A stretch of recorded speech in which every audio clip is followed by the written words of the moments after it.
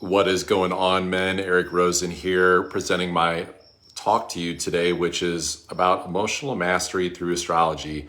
Now, I know astrology is not everyone's cup of tea. Don't let that word necessarily alarm you. You do not need to have a desire to study it or be a guru around this, but this is actually a really great, cheap, easy to use system that I'm going to talk about today for inner levels of relating to self and to also relating in your relationships. I'm a guy who is a pretty sensitive dude. I grew up a sensitive boy growing up.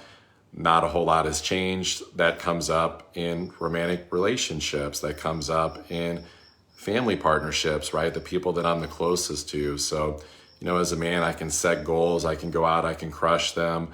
I can go out and, do those things all live long day, right? But we know as men that when it comes to our relationships, that attitude doesn't always work the best, right? That attitude sometimes of just get it done, or forcefulness, or just showing up and plowing through. In relationships, there tends to be more of a level of softness, of receptivity, of having to be okay with coming at it from an understanding of where the other person is coming from, but also being able to effectively communicate where we're coming from.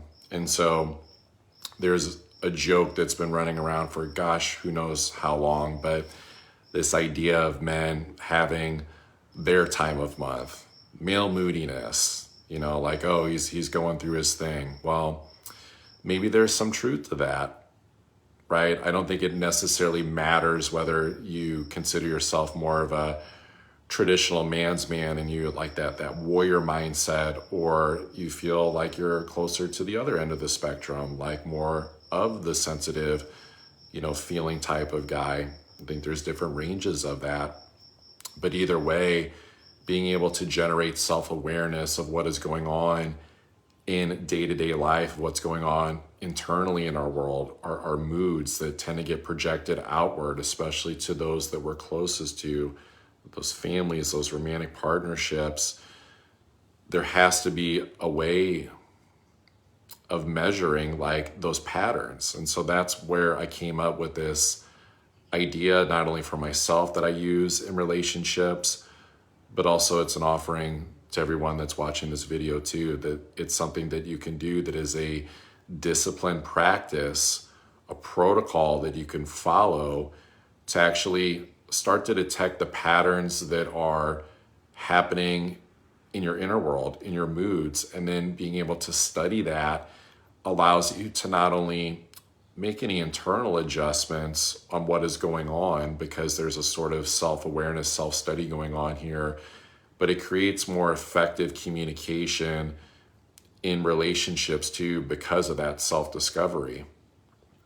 And so in essence, all this really is just following the 28-day moon cycle that happens, where the moon in astrology or astronomy follows a 28-day cycle. The place where it's at right now, 28 days from now, it'll start that process over. It will go through all 12 zodiac signs in astrology. And so, a lot of people will talk about this, scientific-minded community, that the moon affects the high and low tides of the ocean, right? That lunar activity of the moon has a gravitational pull on the largest bodies of water on planet Earth. Also, scientifically speaking, our bodies are made up of about 50 to 80% water. So is it really that much of a leap to say that the moon has a gravitational pull on our emotional field, especially depending on what the moon is doing, right? As I'm doing this talk, we're in a full moon right now. So if you talk to any ER nurse or maybe the waitress at Denny's, they'll tell you weird shit happens around a full moon. And so there's something to say about that moon's energy, of how it affects people on an emotional level. And then it doesn't have to be a full moon in order to feel those effects. The moon actually only takes 2.5 days in each zodiac sign, right? 12 zodiac signs times 2.5, 28-day cycle. And so there is this astrological explanation on why do our moods change so often? Why do we not consistently feel the same way from week to week? Why do we have these highs and these lows from day to day, from hour to hour, from minute to minute? It's the moon. The moon is moving very quickly through the zodiac. It's interacting with other planets and the sun in the sacred geometry, which I won't dig too deep into, but that's part of astrology and just the understanding of just the architect that God is, that gave us the stars as a universal form of communication. And so the way to practically implement this as men to generate an increased level of self-awareness and thus be able to communicate better, really fancy high-tech stuff here. It's like you get out the phone, the computer, and you Google each day, preferably a designated time of the day where you have maybe up to 20 minutes set aside, 5 minutes if that's all you can afford. Get out the Google machine and ask, where is the moon at today in Western astrology? The key word is Western. There's different systems of astrology. It will tell you where the moon is at.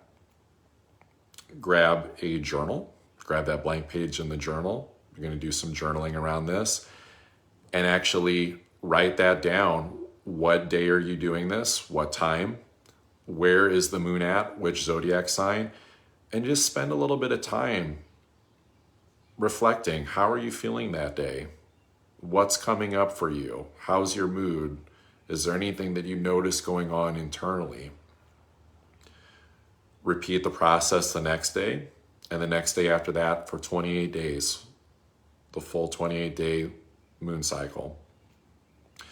So then what happens once you've done this for 28 days, you've created this consistent practice for yourself, is you start the process over, but this time you can go back and actually look at what was going on with your moods, your emotions, your feelings, your patterns, and your inner world on the day that the moon was in that same zodiac sign as the day that you're writing. So for example, today the moon is in Sagittarius for that full moon.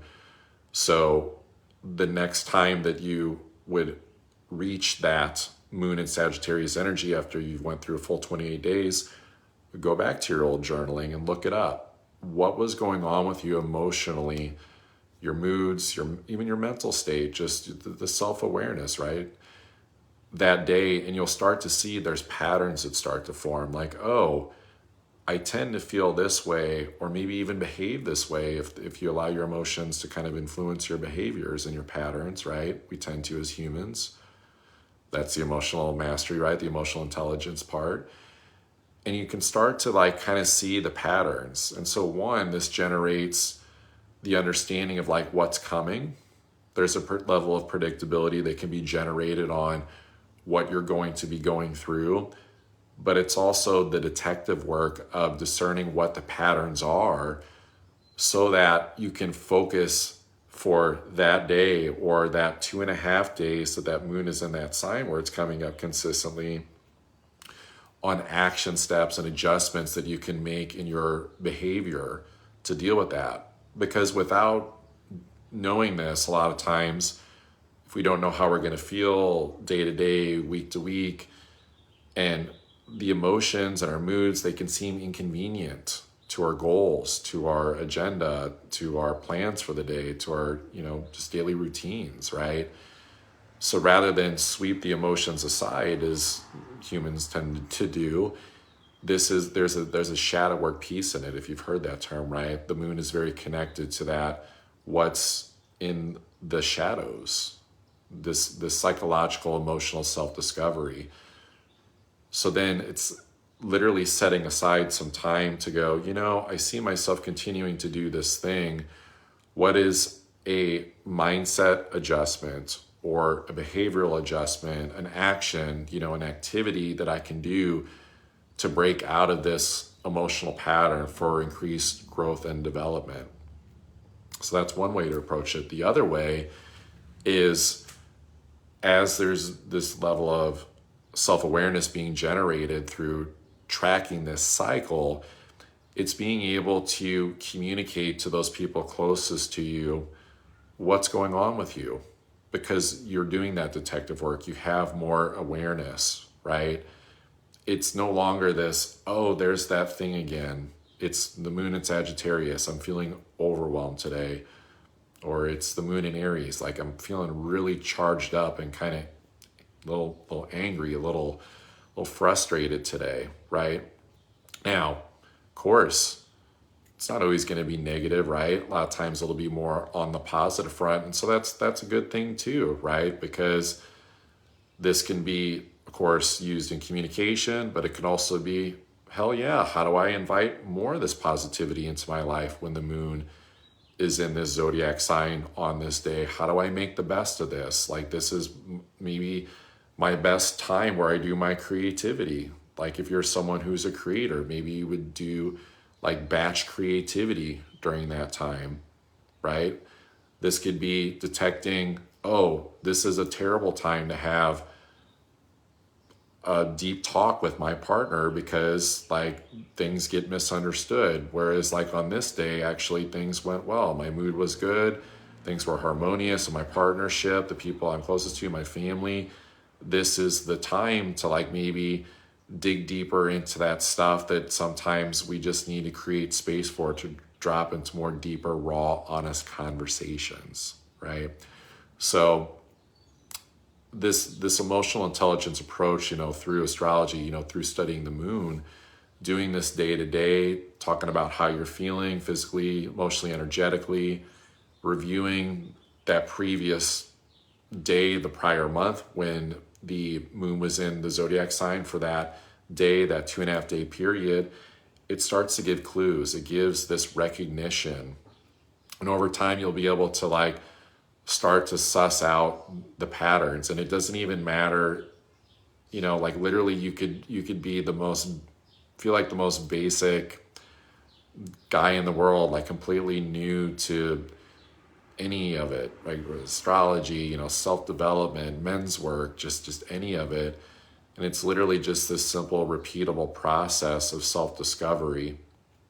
And of course, there's people like me, there's supporters out there that can always like help, create structures and disciplines and the trailhead for taking this raw information and data and journaling and helping like make sense of it if that's a struggle. But it's okay to suck at something at first. It's okay that the moon, this more emotional, feely energy, tends to be more of a strength for women, or at least people in general that identify more with their feminine energy. But we as men, like, this is where we create better communication partnerships.